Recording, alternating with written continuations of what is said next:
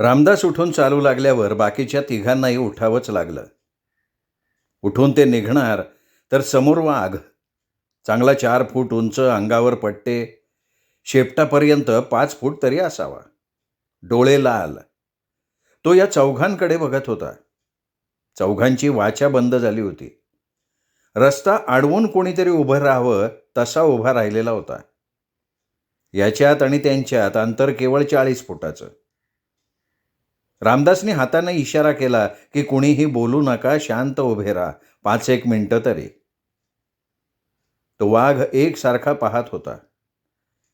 पुढची माणसं काहीच करत नाहीत याची त्याला खात्री पटली असावी. त्यांनी उजव्या बाजूला मान वळवली, पाऊल उचललं आणि शांतपणे तो वाघ जंगलात निघून गेला. तिघांच्या हृदयाचे ठोके अजूनही मोठ्यांदा ऐकू येत होते. तोंडातून शब्द बाहेर पडत नव्हता, पाय हलत नव्हते, दगडी मूर्तीसारखी ते उभे होते. जंगली प्राण्यांचा पाहिला ना नियम, ते आपणहून कोणावर हल्ला नाही करत. रामदास बोलला. अजूनही काही बोलावं हे तिघांना सुचत नव्हतं. आजवर त्यांनी केवळ सर्कशीतला वाघ पाहिला होता, आत्ता समोरासमोर, आणि तेही जंगलात. अहो घाबरू नका, चला आता. अजूनही त्यांचे पाय जागा सोडायला तयार नव्हते.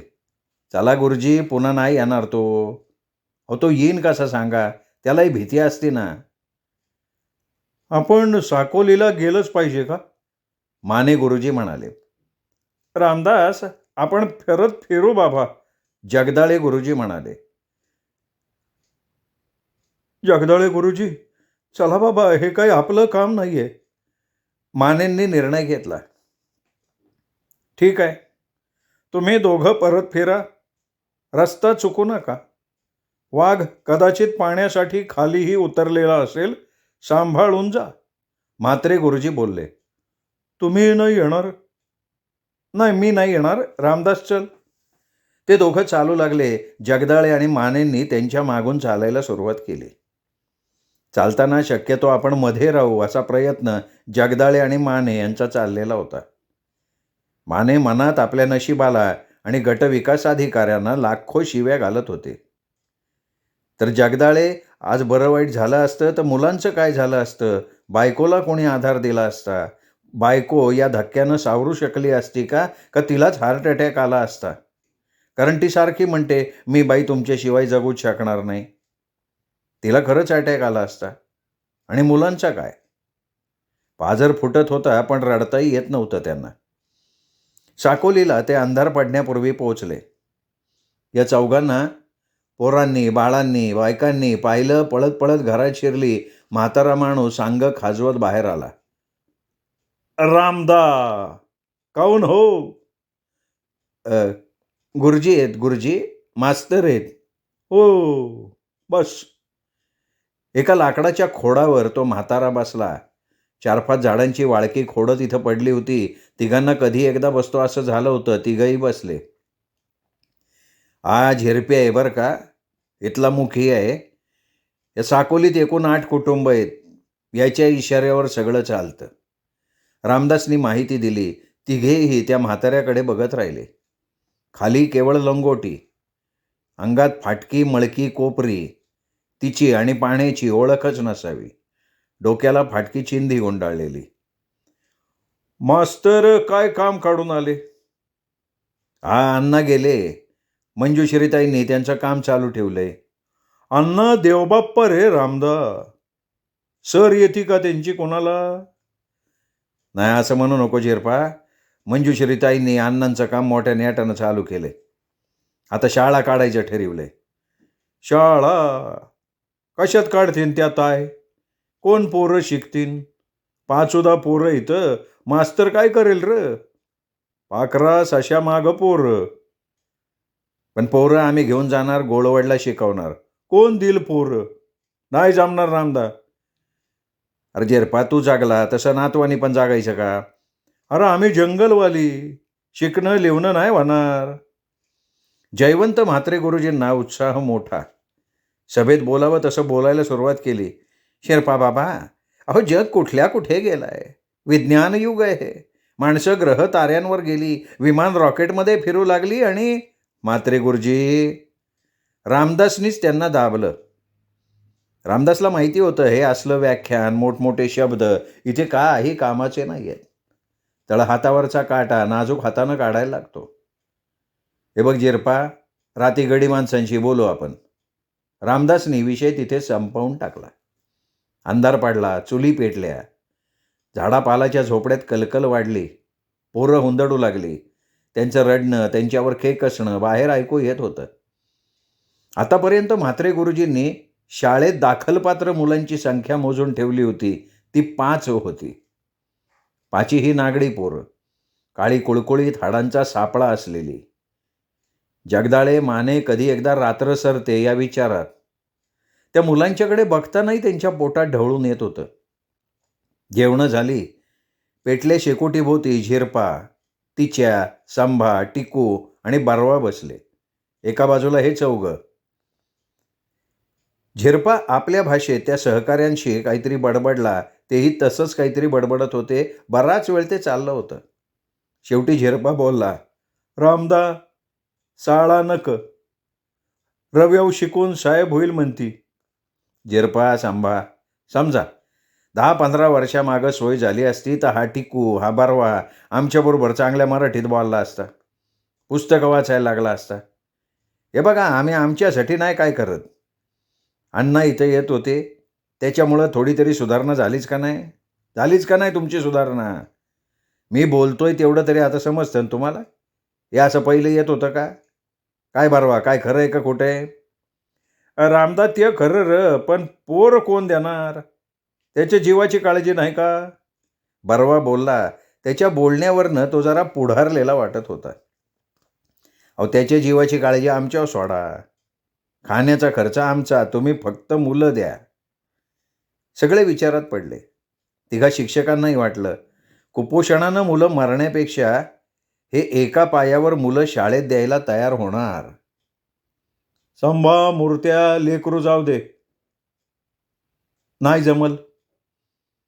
पुन्हा सगळे गप्प. हे बघा, तिथे शिक्षण मिळेल, डॉक्टर काळजी घेतील. ते आदिवासी आपल्या भाषेत बराच वेळ बोलले. मग झिरपा बोलला, नाही रामदा, पोर मरल ते ह्याच साकोलीत. आणि ते सगळे उठले. अंधारात दिसेनासे झाले. रामदास यांना आपल्या पोरांच्या बद्दल काहीच नाही, येडपट आहेत चाले. तिकडे मुलाला चांगलं शिक्षण मिळावं म्हणून जागरूक पालक हजारो रुपये खर्च करतात, मुलांना इंग्रजी शाळेत घालतात. गुरुजी, यांचं जग आपल्या वाडी पुरतंय. किती खोपटंय तिथं? मोजून 5. या 5 खोपटापलीकडे यांचं जगच नाही. माणसांना भिणारी ही मुलं कशी देतील? मग आपण का डोकं फोडायचं? उद्या पहाटे आपण परत फिरू. नाही, मला सांगा, इंग्रज या देशात येण्यापूर्वी किती शाळा होत्या या तालुक्यात? पखंद तालुक्यात 1 होती. आता किती झाल्या? 4 होईल व्यवस्थित. आपल्याला थोडं धीराने घ्यायला लागेल.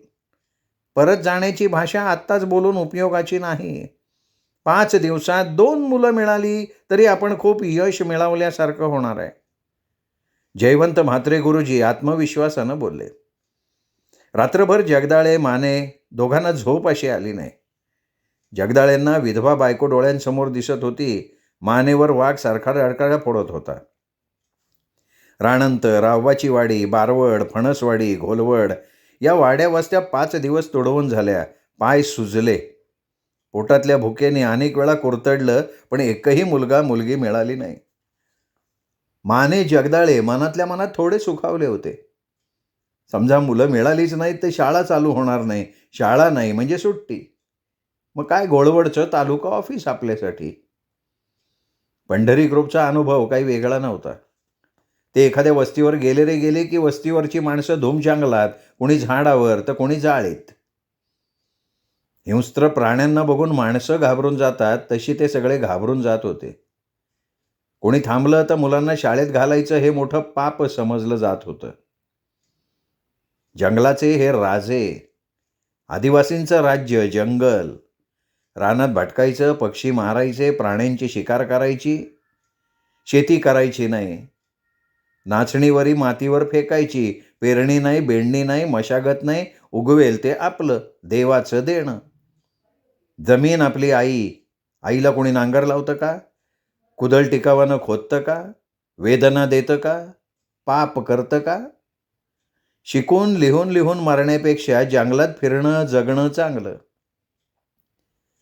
चौगुले गुरुजी, मोतीराम घोणे गुरुजी, परशुराम निंबाळकर, सतीश पुळे यांचं ठाम मत झालं, हे काम देवाचं काम. यांच्या डोक्यात फक्त देवच बुद्धी घालू शकतो.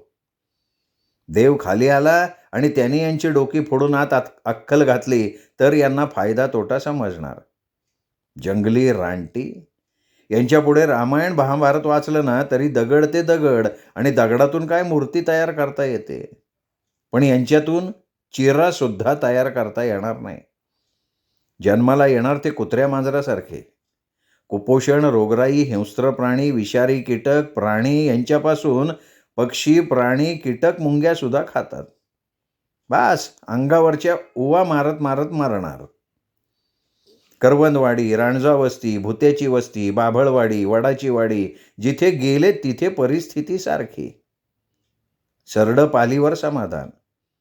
मोतीराम घोणे पंढरीला म्हणाला, अण्णांनी वयाची 10-12 वर्ष वाया घालवली. दगडावर पेरण्यात अर्थ आहे का? फुकट गेलं त्यांचं आयुष्य.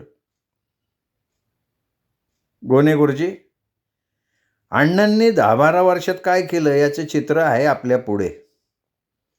किमान ती माणसं आपल्याबरोबर बोलली का नाही? 10 वर्षापूर्वी असलं काय नव्हतं. 10 वर्षात बोलायला लागली, वस्त्र परिधान करायला लागली. ही प्रगती आहे ना. अण्णांनी केवळ 10 वर्ष एखाद्या शहरात संस्था काढून काम चालू केलं असतं ना, तर आज त्या संस्थांच्या भव्य दिव्य इमारती उभ्या राहिल्या असत्या.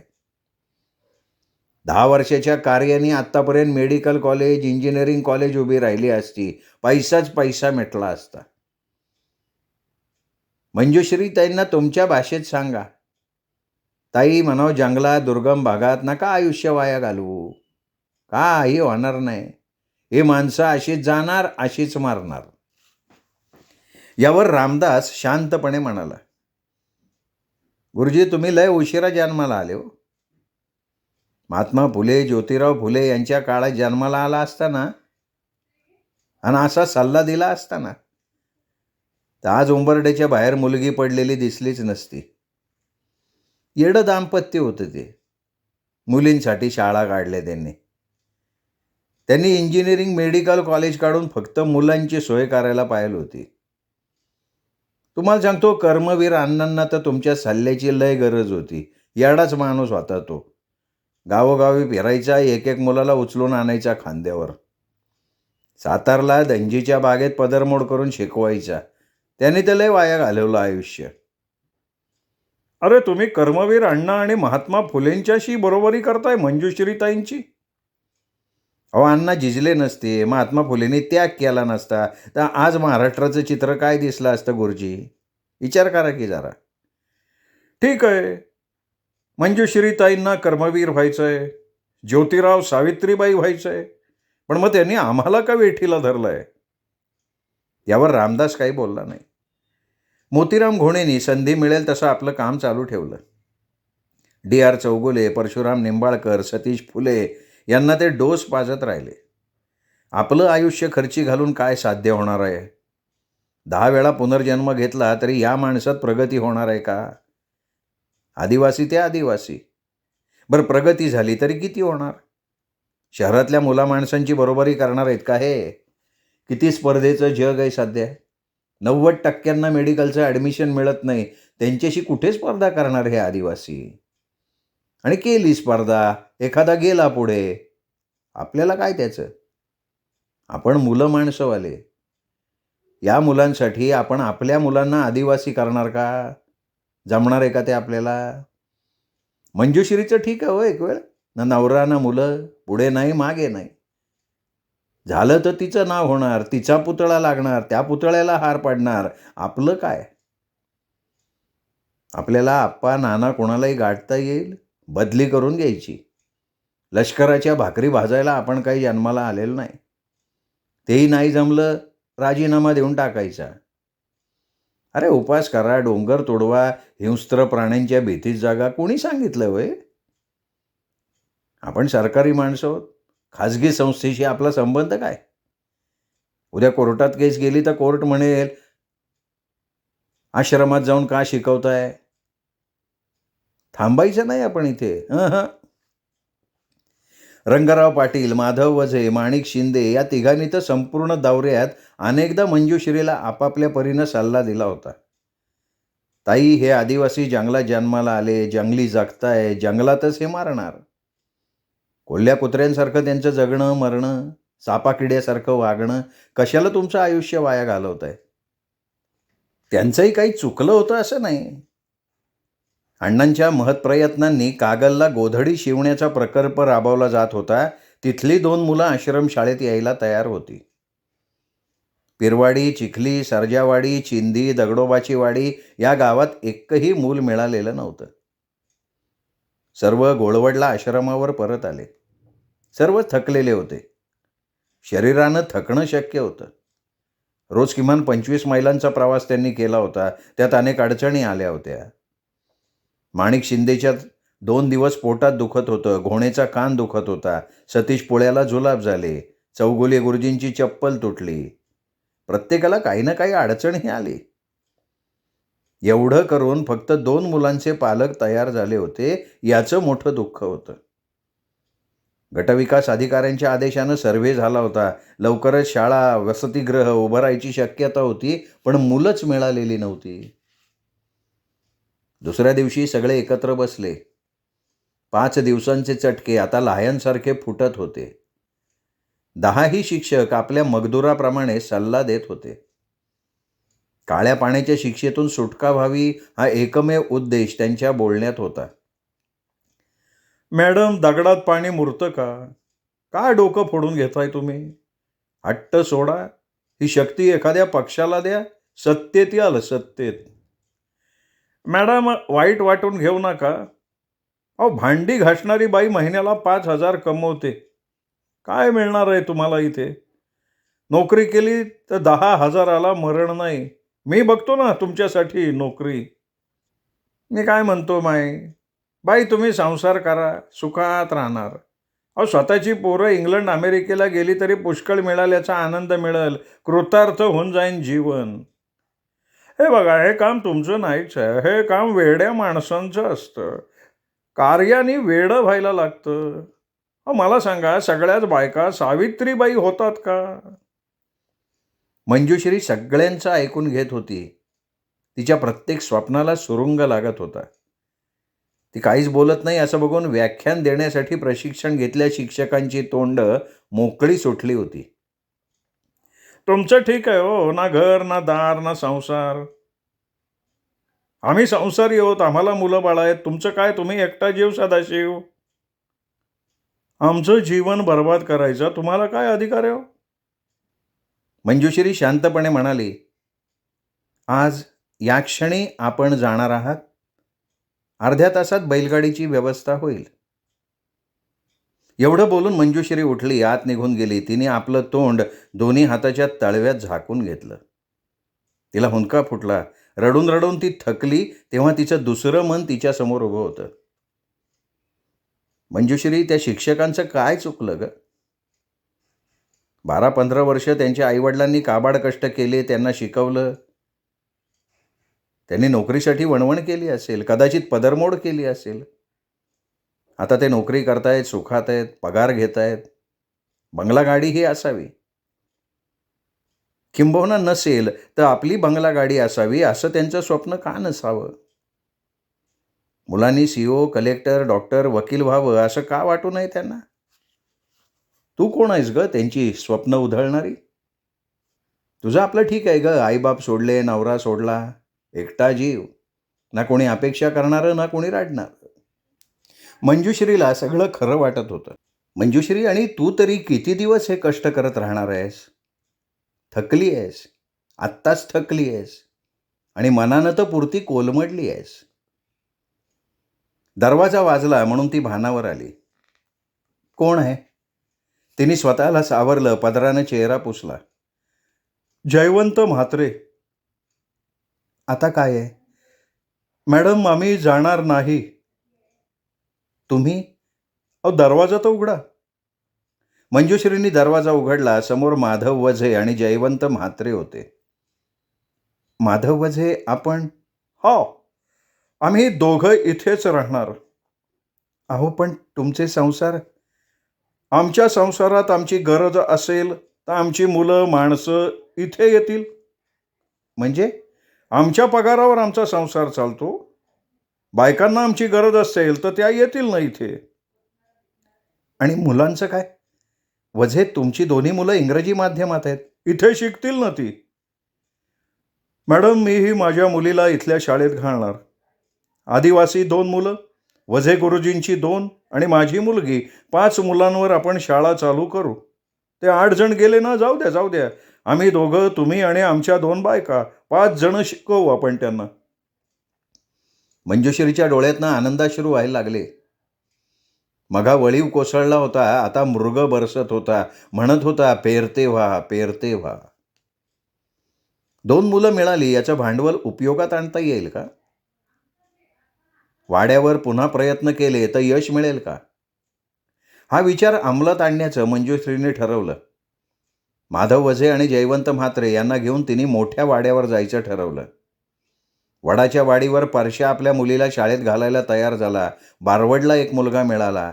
रावबाच्या वाडीवर एका आदिवासीनं आपली दोन्ही मुलं पाठवायचं ठरवलं.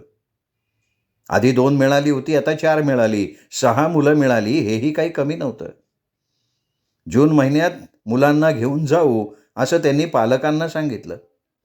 आता गटविकास अधिकारी आणि गट शिक्षणाधिकारी यांच्याशी संपर्क साधून किमान 2 खोल्या, वर्गखोल्या म्हणून एक वसतिगृह आणि शिक्षकांसाठी छोटं निवास बांधून घ्यायला लागणार होतं. 6 विद्यार्थी मिळाल्याचा आनंद मोठा होता, उत्साह वाढला होता. दोन्ही शिक्षकांना महिनाभर गावी जायला अनुमती दिली, कारण त्यांना नोव्हेंबरपर्यंत जाता येणार नव्हतं. एकदा पाऊस चालू झाला की ओढ्या नाल्यांना पूर येतात, संपर्क तुटतो. तसा या जगाचा त्या जगाशी संपर्क नव्हता, पण पावसाळ्यात बंद म्हणजे पूर्ण बंद. मंजुश्रीला वेळ होता. तिने गटविकास अधिकाऱ्यांना भेटायचं ठरवलं. सर्वे करून इंजिनियर गेले होते, पण त्यानंतर सगळं ठप्प झालेलं होतं. ती गटविकास अधिकाऱ्यांच्या कार्यालयात गेली. बसा. मंजुश्री बसली. सॉरी मंजुश्रीबाई, शाळा इमारतीसाठी मी मदत नाही करू शकणार. अहो आता मुलं. सॉरी. तुम्ही मला शब्द दिला होता. शासकीय अधिकारी म्हणून शब्द दिला. कामालाही लागलो, पण ही लोकशाही. लोकप्रतिनिधी बहुमतापुढे मला माघार घ्यायला लागली. म्हणजे पंचायत समितीने ठराव घेतला. सभापतींना भेटू? प्रयत्न करा. आहेत केबिनमध्ये, आणि जाताना मला भेटून जा. मंजुश्री सभापतींच्या केबिनमध्ये गेली. सुदैवानं सभापतीपदी बाई होती. बाहेरच्या बोर्डवरनं भटक्या विमुक्त जातीची असावी असं वाटलं. आरक्षणामुळे संधी मिळालेली असणार. विमुक्त भटक्या जमातीची आणि बाई, मंजुश्रीच्या दृष्टीनं हा योग होता. तिच्या आशा उंचावल्या. मी मंजुश्री गोळवडच्या आश्रमात काम करते. आदिवासी मुलामुलींसाठी शाळा सुरू करायचं ठरवलंय. शाळा इमारत आणि आश्रमाच्या इमारतीसाठी निधी मिळावा म्हणून गटविकास अधिकाऱ्यांशी बोलले होते. एवढं मंजुश्री बोलतात सभापतीबाई फुलाबाईच्या डोक्यावरची शीर ताडकन फुगली. किरडी गेली त्या रांजणे साहेबाची. मेल्यानं 8 शाळाचा निधी एकट्या आश्रमाला टाकला होता. डॉमकावळा मेला, आम्हाला विचारलं नाही. मनानच होतोय कारभारी. त्यांनी कारभार केला तर मग आमचं काय? काय बोलावं हे मंजुश्रीला समजेना. हे बघे बाय, सत्तेच्या पक्षात आम्ही 8 माणसे, आमच्या विरोधात 7 आहे. त्यातला एक फुटला ना आमच्यातला, माझी खुर्चीच उलटी. म्हण 1 तीळ 8 जणात वाटून खातो. 8 शाळा मंजूर झाल्या, 8 जणांना वाटून टाकल्या. कमिशन बिमिशन ज्याचं त्याने खायचं, बरोबर आहे ना? या गटविकास साहेबांना 8 तुम्हाला देऊन टाकल्या. कुणी सांगितलं होतं त्याला? दो म्हणल्यावर व्हायचं त्यांनी फक्त. अहो पण मॅडम, आदिवासी भागातल्या लोकांवर वर्षानुवर्ष अन्याय झालाय. मग तो काय आम्ही धुवायचा का? आमचं काम सत्ता टिकवायचंय. धुवायला नाही इथं बसली मी. मला वाटतं तुम्ही भटक्या विमुक्त समाजातून आलायत. थोडं सौजन्य. पाणी घालते मी समाजावर. कुणी मेल्यानं हातभार नाही लावला खुर्चीत बसताना. सरकारने बशिवलंय मला. नवऱ्यानी पदरमोड केली माझ्या. मॅडम थोडा तरी निधी. काय पदराला गाठ मारून ठेवलाय का मी? आणि काय गे बये, आदिवासींचा या तालुक्याशी संबंध काय? एक मतदार नाही तिथं, निधी कसा देणार? मंजुश्रीला खूप बोलायची इच्छा होती, पण ती बोलली नाही. ती उठली. हे बघ बाय, तुमचं काम चांगलं आहे, मी नाही म्हणत नाही, पण इथं कसं खुर्चीची भानगड आहे ना. तुला रिकाम्या हाताने नाही पाठवत मी. हे 100 ठेवा आणि पावती द्या. फुलाबाय रामू मालुसरे, सभापती पण लिहा बरं का पुढं. 100 रुपयाची नोट सभापतीबाईंनी पुढे धरली. मंजुश्री तिरस्कारानं हसली आणि बाहेर पडली. तिला रांजणे साहेबांची आठवण झाली. ते म्हणाले होते, जाताना कधीतरी भेटून जा. ती त्यांच्या केबिनमध्ये आली. हे ठेवून द्या. त्यांनी एक पाकिट दिलं. काय आहे? नाकारू नका, याची खूप गरज आहे तुम्हाला. मंजुश्री बाहेर पडली. त्या पाकिटात 25,000 रुपये होते. आदिवासींची 6 मुलं मिळाली, पण इमारतीची व्यवस्था झाली नव्हती. मंजुश्रीला काय करावं ते सुचेना. ती परवंत पंचायत समोर एका झाडाखाली होती. पायातलं बळच गेलं होतं. सत्तेपुढे शहाणपणा चालत नाही. क्लास 2 अधिकाऱ्याला अंगठा बहाद्दर सभापतीपुढे माघार घ्यायला लागली होती. दुर्दैव हे लोकशाहीचं. तेवढ्यात एक मोटरसायकल समोर थांबली. नमस्कार मॅडम. गट शिक्षणाधिकारी सवा खंडे होते. नमस्कार. काय पंचायतीत समितीत? हो, वर्गखोल्यांच्या संदर्भात आले. काम झालं नसणारच आहे. मंजुश्रीला बोलण्याची आवश्यकताच भासली नाही. मॅडम, सत्तेत शहाणी माणसं असायला लागतात. सत्तेत आल्यावर नुसता स्वार्थ आणि आपले मतदार दिसणाऱ्या नेत्यांकडनं फाजील अपेक्षा नका करू. तुमच्याकडून पळून आले ना, त्या 10 शिक्षकांना नोटिसा काढल्या. काय झालं माहिती का? मलाच नोटीस निघाली. 8 शिक्षकांनी आमदार खासदारांना गाठलं. फोनवर फोन, दमबाजी, बदलीची धमकी, डायरेक्टरांना फोन. हे असं चालू आहे. सगळ्यांना घेतलं ऑफिसमध्ये ठेवून. 8 शिक्षक ऑफिसमध्ये? रेकॉर्डप्रमाणे ऑफिसमध्ये. त्यातले 2 सभापतीबाईंचे PA झाले. एक तिच्या नवऱ्याच्या दगडाच्या खाणीत क्लार्कचं काम करतो. पगार सरकारी, चलतो. त्यांनी मोटरसायकलला किक मारली. मंजुश्रीनं ओळखलं. नेत्याची वक्रदृष्टी झाली तर जयवंत आणि माधव वझेंना सुद्धा दगडाच्या खाणीवर काम करायला लागेल. तिच्या सर्वांगावर काटा आला. ती बाहेर पडली. श्रोते हो, तुम्ही ऐकताय जगन्नाथ शिंदे लिखित कवडसा ही कादंबरी. आजचा हा 10वा भाग इथेच संपला. 11वा भाग ऐकण्यासाठी उद्या भेटूया दीपक रिगे कथाकथन चॅनलवर. नमस्कार.